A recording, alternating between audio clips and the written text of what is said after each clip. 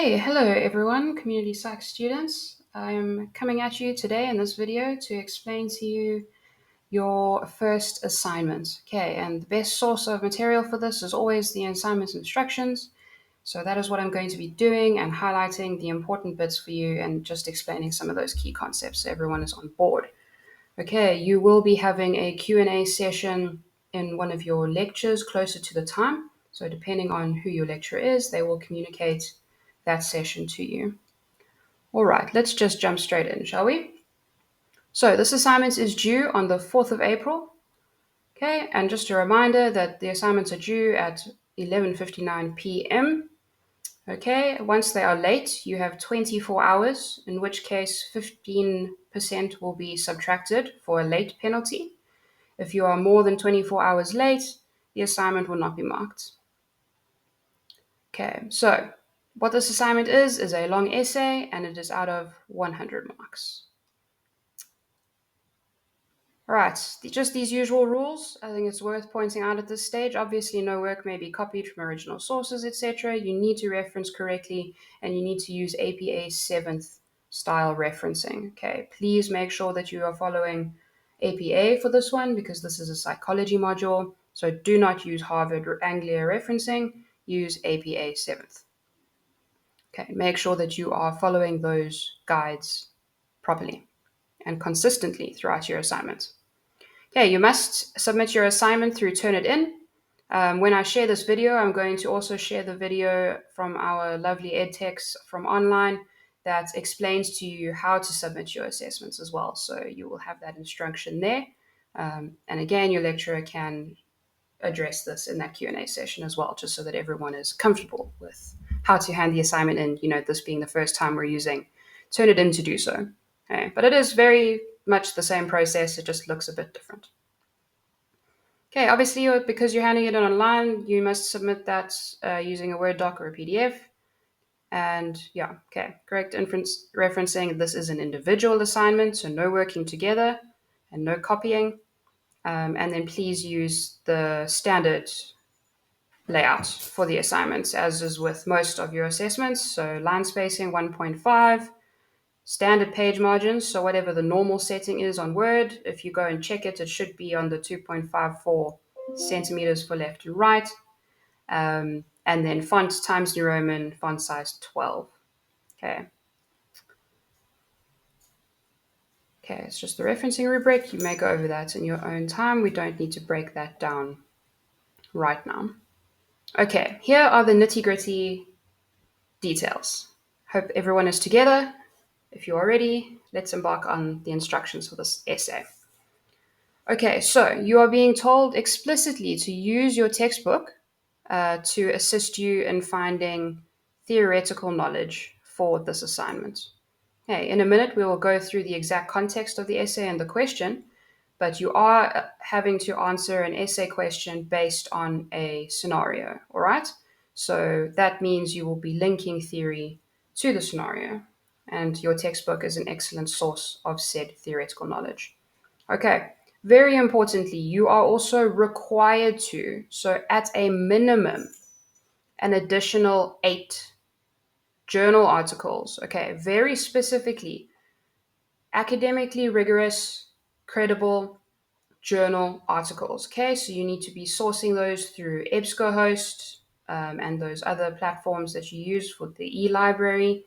Make sure that they are, please, credible journal research articles. Okay, no blogs, no websites, none of it. We are specifically asking you to use journal articles, and it comes into the assessment of this assignment, right? Your ability to seek and find credible journal articles and then use the information from them to make your point and examples from them.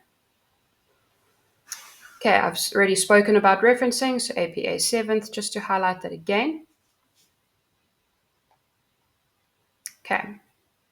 Yes, you are allowed to use referencing software, obviously. You can use the one that's built into Word if you're comfortable with that one, or Mendeley or Zotero if you guys use that. Otherwise, if you do it manually, that's also excellent. At this level, I do appreciate manual referencing. because you learn how to then spot the mistakes later on when you're having to use hundreds of references, and then you use a program.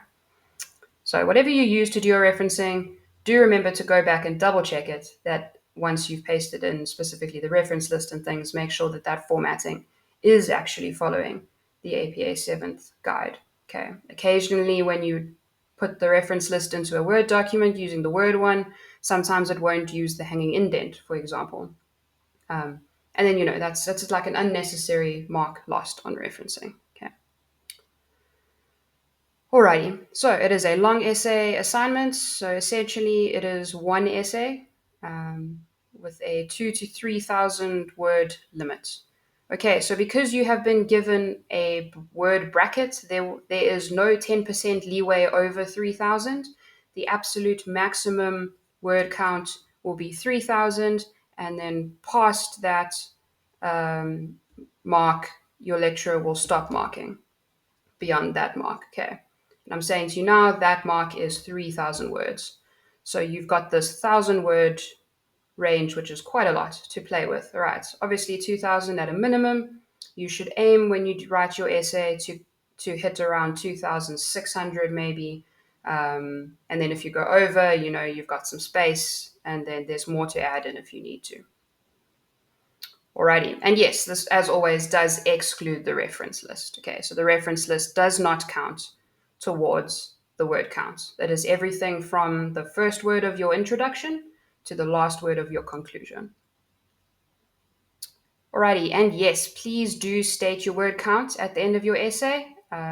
Just before your reference list, put in brackets word count, like so.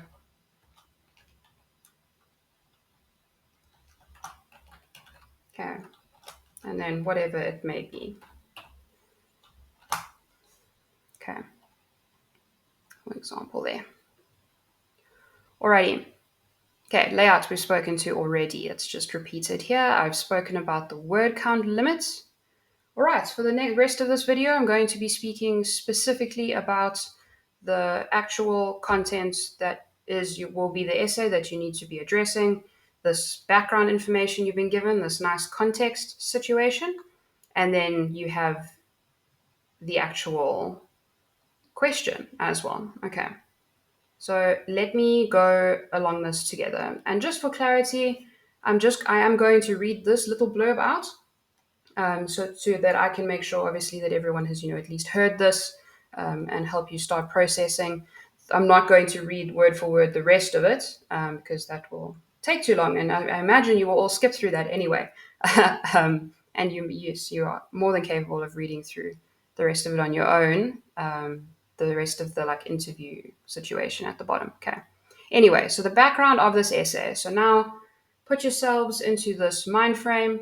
This is what you need to be thinking about when approaching this topic. Okay, within community psychology, we are often dealing with obviously mental health and then all of the other aspects that impact that. Okay, and this particular essay, you are looking at societal and political factors that are influencing mental health in a given society, community. All right, so let me begin reading. All right, background. Disparities in access to psychological healthcare are extensively documented in the literature and intersect with a variety of societal and political factors that influence health. Notably, poverty, joblessness, and societal bias play a significant role. Hence, the theme "Mental Health in an Unequal World" was chosen as fitting and pressing for World Mental Health Day in 2021. If anyone remembers, that is what happened then. Okay. Prof. Flax-Nel has been a leading figure in bridging the gap in treatment for individuals with mental disorders and has significantly contributed to promoting a comprehensive reform agenda on a global scale. In this excerpt from an interview with Santosh R. Pillay from the Nelson R. Mandela School of Medicine at UKZN, Prof. Flax-Nel contemplates the achievements and obstacles encountered while advocating for a fairer, more impartial, and healthier world. All right. So that is your background. So what you will be using for your sort of, content prompts for your essay will be this excerpt from this interview between Prof. Seklena and Pillay. Okay. And then that is what you have been provided with, as well as a lovely poster that was used by the World Health Organization to promote a mental health action plan, as they had termed it, all right, at this time period. It is one of the standard development goals as well set by the UN, and the World Health Organization have given themselves this time period, 2013 to 2030, to roll out this plan in order to significantly improve mental health. All right. Okay, so yep, here you will find the excerpts. So yeah, just a note, and it's worth pointing this out here. So SP stands for Santosh Pillay, so that you know who asked the question there. Ooh, apologies. All right, so just when you're going through, so the interviewer will be in bold, and that's Mr. Pillay asking those questions. Okay, and then the one not in bold is the prof answering the question. All right, for context. Okay, so you may go through this at your own leisure. So, some tips to do well in this: I would read this more than once before you even begin to try to write your essay. Okay, I would go through it once just to read it, to understand what was said, the questions that were asked, maybe highlight some key words in the questions that were asked of the prof. So, for example, now I'm looking at this question here at the top of the page. It says, what exactly is global mental health, and how does global health play a role in reducing health inequalities in the world? Okay, while that is a bit of a wordy question, the most important part of it there is that we are talking about global mental health. So you're looking at a global outlook, okay, not a specific community, but a global approach. And how can a global approach play a role in reducing health inequalities throughout the world? Okay, so if you make sure that you're understanding that prompt question, it will help you then make links and understand the important information that will come in the answer to follow. All right. That is what I suggest you do. I suggest you then, on your second read through, go through and highlight the important sections that you will be able to reflect on and use as examples based on theory. Okay, for the last part of this video, I'm so sorry it has been so long already, but bear with me, all right? This is the actual essay question or instruction. Okay, so again, in an essay of no more than 3,000 words, discuss keyword there. Okay, discuss how community psychology could assist the global mental health initiative in reducing health inequalities in South Africa. Okay, you need to use pertinent examples. So that does mean you can quote from the above interview. And that is also why they have given you, there was a reference up here. Okay, see, there's a reference. You can Pillay 2021 pages 116 to 119. So what I suggest to you, obviously, it's a bit difficult to reference this. You don't have the full reference for this.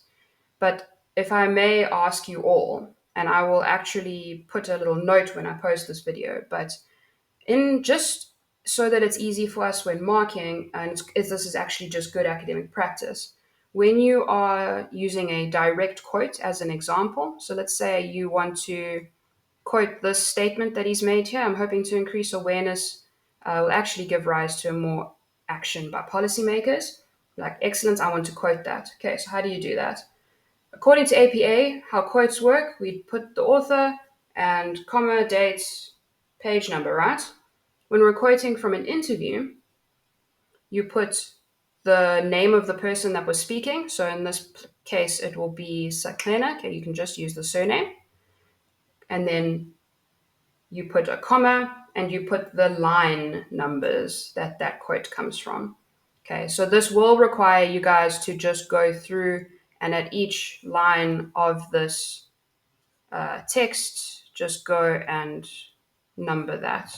Okay, you can save yourselves from admin by just highlighting the whole thing and then clicking on the numbered bullet list.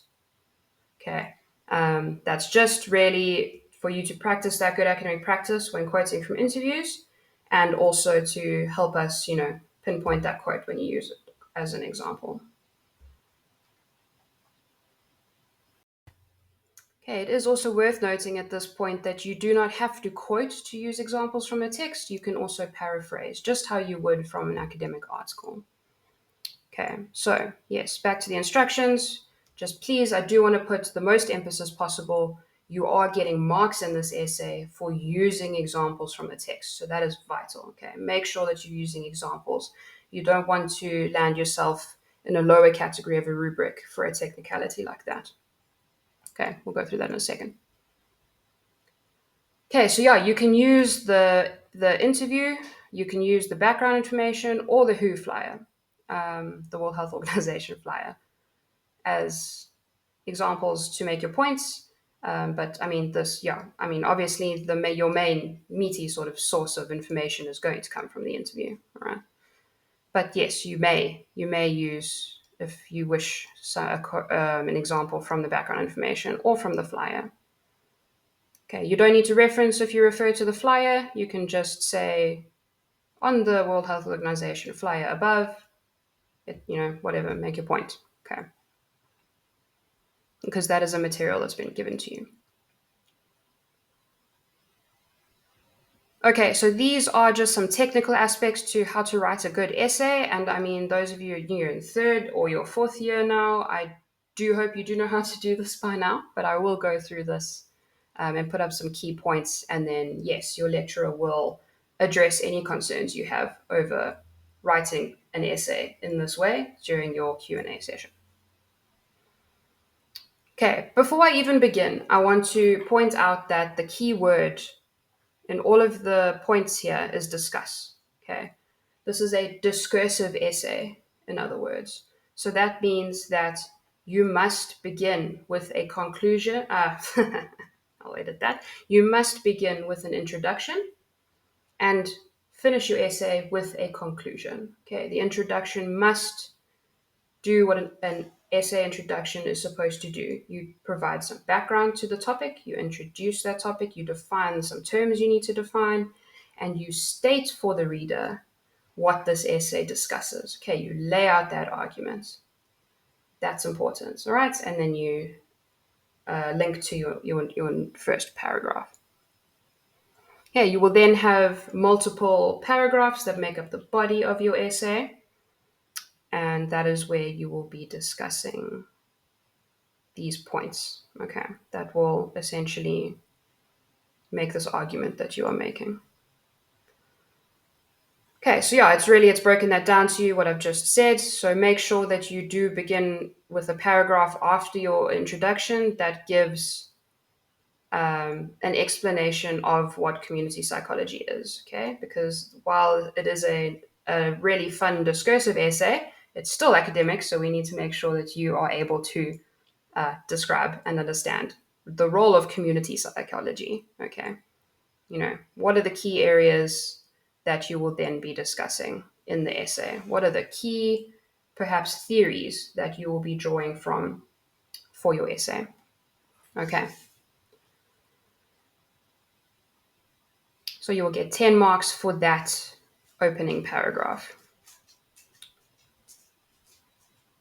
All right, so you need to also briefly explain the emergence and relevance of community psychology, both internationally and in South Africa. Okay, this, depending on how much you write for the above section, can be combined into the, and like a bit of a longer paragraph. But please do avoid paragraphs that are longer than, I'd say, a maximum 10 lines. Okay, and even then, that's if you're including a quote or something. Try to practice succinct paragraph writing.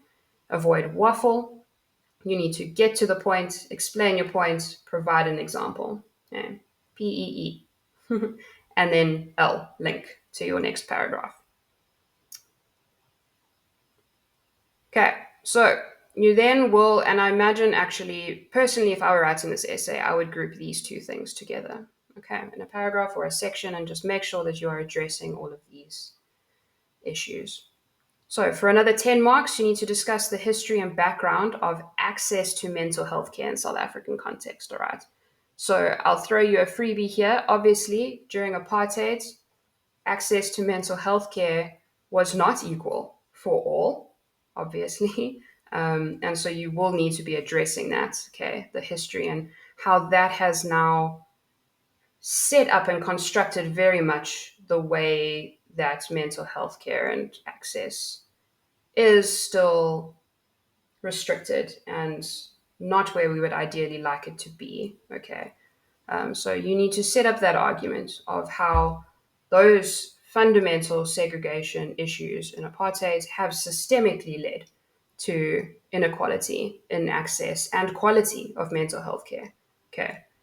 And yes, this does refer to socioeconomic trends and restrictions and context. Okay.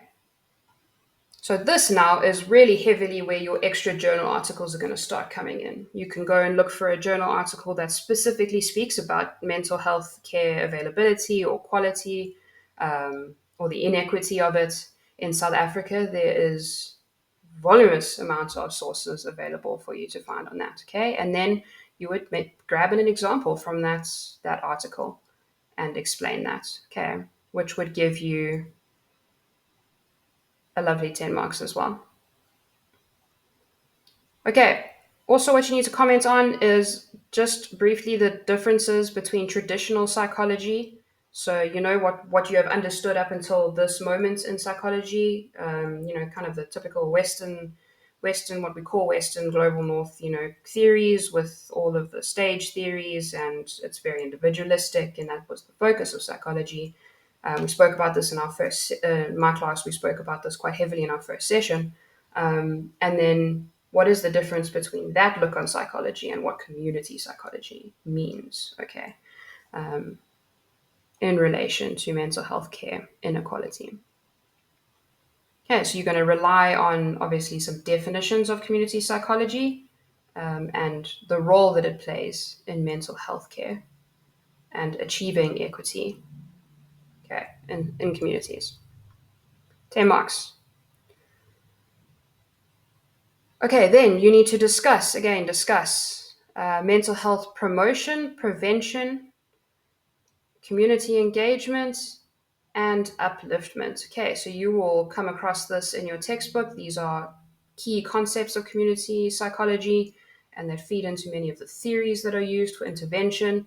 And so please draw from your textbook from this and then also from other articles to address this. Okay, and then remember at each of these stages to draw an example from your source material. And by that, I mean this interview that you've been given here. Okay, so draw examples, maybe explain how that flyer could possibly lead into some of these concepts, for instance. All right, here's another freebie for you.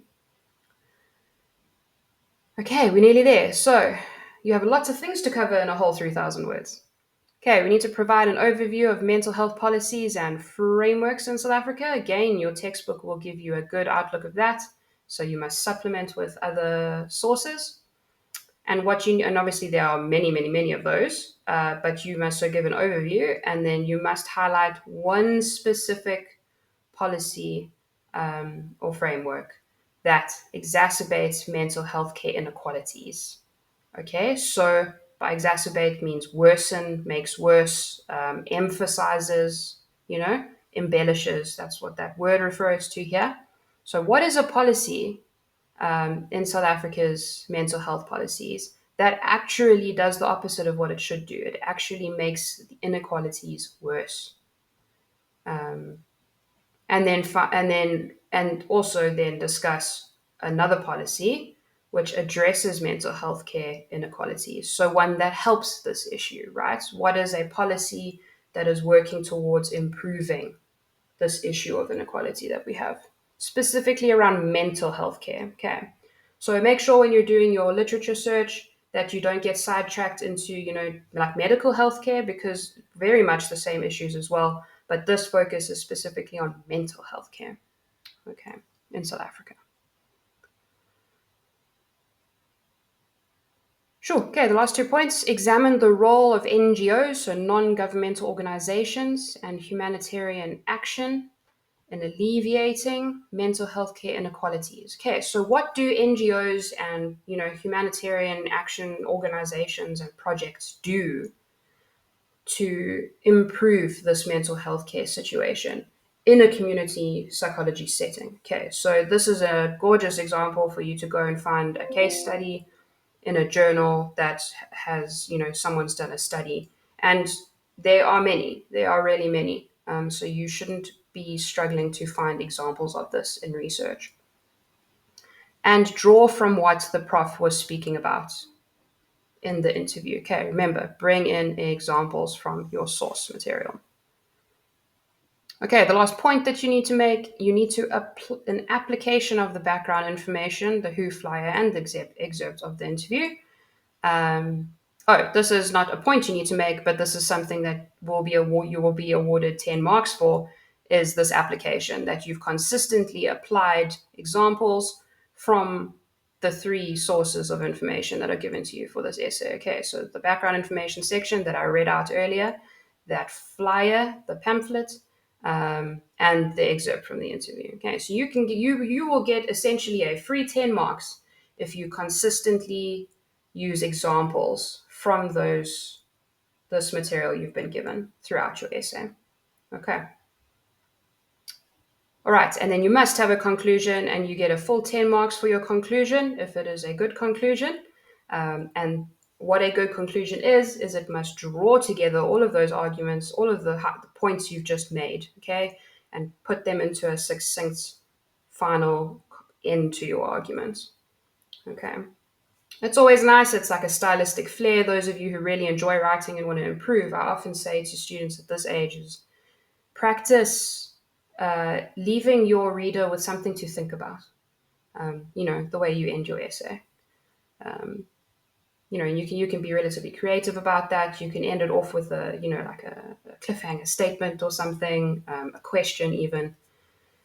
These are tips and tricks to really strengthen a conclusion to an essay.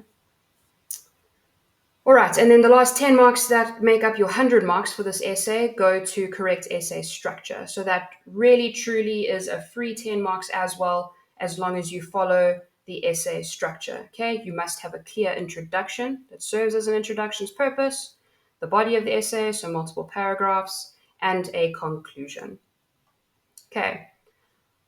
What I see a lot of the time is that you run out of words and then the conclusion disappears. And not only would you then not get a full 10 marks for the structure, you would also lose this full 10 marks for not having a conclusion for this assignment, okay?